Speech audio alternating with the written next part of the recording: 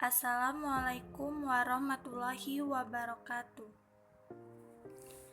Pertama-tama, marilah kita panjatkan puji syukur kehadirat Allah Subhanahu wa Ta'ala yang telah melimpahkan rahmat serta karunia-Nya kepada kita semua, sehingga kita bisa melakukan presentasi dan diskusi pada hari ini. Baiklah, kami dari kelompok 5 yang beranggotakan saya sendiri, Deka Ferayanti, dan teman saya Eka Andini.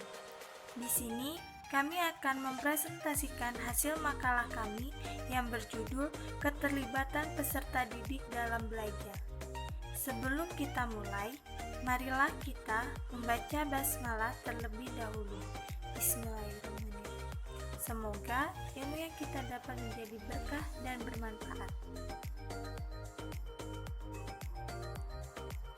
Baiklah, yang pertama itu pengertian keterlibatan peserta didik dalam proses belajar mengajar.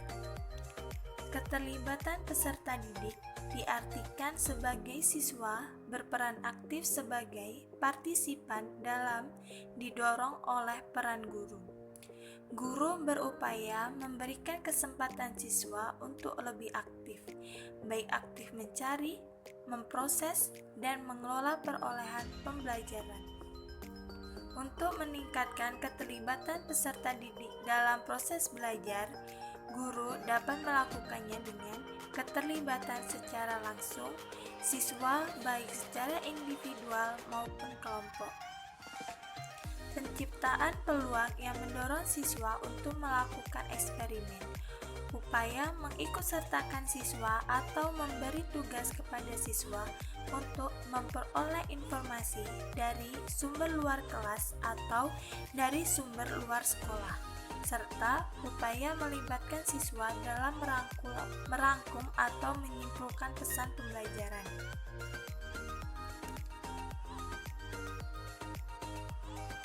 Keterlibatan siswa hanya bisa terjadi jika siswa diberi kesempatan untuk lebih berpartisipasi atau terlibat dalam proses pembelajaran.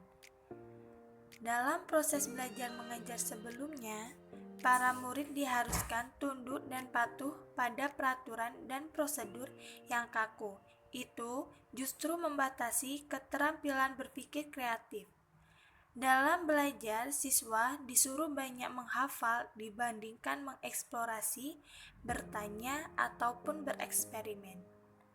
Partisipasi aktif peserta didik sangat berpengaruh pada proses perkembangan berpikir, emosi, dan sosial. Keterlibatan peserta didik dalam belajar membuat anak secara aktif terlibat dalam proses pembelajaran dan mengambil keputusan.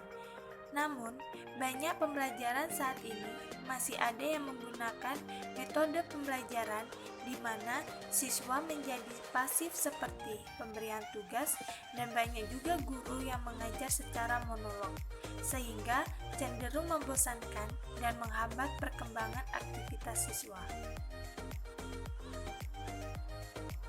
Yang selanjutnya, ada faktor yang mempengaruhi kualitas dan kuantitas keterlibatan peserta didik, yaitu faktor internal atau faktor dari dalam. Ada juga faktor eksternal atau faktor dari luar.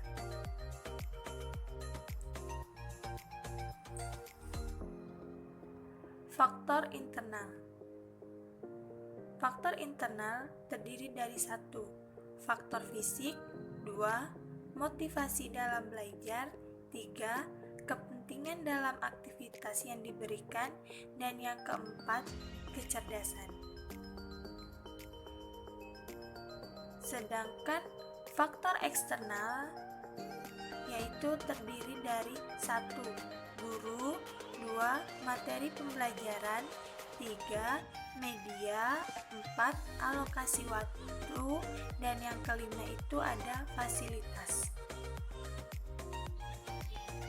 Selanjutnya yaitu B. Komponen-komponen keterlibatan peserta didik dalam proses belajar mengajar. Di sini ada 6 komponen. Yang pertama yaitu siswa, yang kedua guru, Yang ketiga, materi. Yang keempat, tempat. Yang kelima, waktu. Dan yang terakhir, fasilitas. Yang pertama akan saya jelaskan yaitu siswa. Siswa merupakan inti dari proses belajar mengajar. Hal ini seperti yang dikemukakan oleh Kem, yang artinya siswa adalah pusat dari proses belajar mengajar, sehingga mereka harus terlibat dalam semua fase interaksi di kelas, mulai dari perencanaan hingga evaluasi. Untuk mendorong keterlibatan itu sendiri, Brown menekankan pentingnya perhatian pada motivasi belajar siswa. Dalam motivasi tersebut yang memiliki arti pelajaran bahasa asing yang secara intrinsik memenuhi kebutuhan dalam belajar akan termotivasi untuk belajar. Ketika siswa termotivasi untuk belajar, mereka biasanya akan memperhatikan, terlibat aktif dalam pembelajaran, dan ikut mengarahkan energinya untuk belajar. Selanjutnya yaitu guru. Selain siswa, faktor penting dalam proses belajar adalah guru. Guru sangat berperan penting dalam menciptakan kelas yang komunikatif. Brin dan Kathleen dalam Nunan mengatakan bahwa peran guru adalah sebagai fasilitator dalam proses yang komunikatif, bertindak sebagai partisipan, dan bertindak sebagai pengamat. Selanjutnya yaitu materi. Materi juga merupakan salah satu faktor penentu keterlibatan siswa. Adapun karakteristik dari materi yang bagus menurut Hutchinson dan Waters adalah yang pertama yaitu adanya teks yang menarik, kedua adanya kegiatan atau aktivitas yang menyenangkan serta meliputi kemampuan berpikir siswa. Yang ketiga yaitu memberi kesempatan siswa untuk menggunakan pengetahuan dan keterampilan yang sudah mereka miliki. Yang keempat yaitu materi yang dikuasai baik oleh siswa maupun oleh guru. Selanjutnya yaitu tempat. Ruang kelas adalah tempat di mana proses belajar mengajar berlangsung. Ukuran kelas dan jumlah siswa akan berdampak pada penerapan teknik maupun metode mengajar yang berbeda. Dalam hal ini mendorong dan meningkatkan keterlibatan peserta didik, guru bertugas menciptakan suasana yang nyaman di kelas. Selanjutnya yaitu waktu.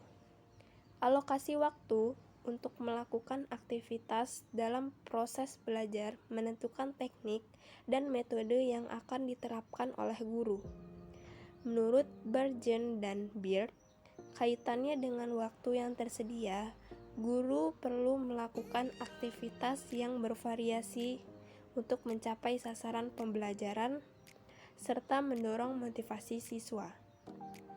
Guru harus berperan sebagai pengatur waktu yang baik untuk memastikan bahwa setiap siswa mendapat kesempatan yang sama untuk terlibat dalam proses belajar. Selanjutnya yaitu fasilitas. Fasilitas dibutuhkan untuk mendukung proses belajar di kelas. Dalam mencapai tujuan pembelajaran, guru menggunakan media pembelajaran agar meningkatkan rasa keingintahuan peserta didik ataupun siswa. Demikian yang dapat kami sampaikan, kurang lebihnya mohon maaf. Terima kasih. Wassalamualaikum warahmatullahi wabarakatuh.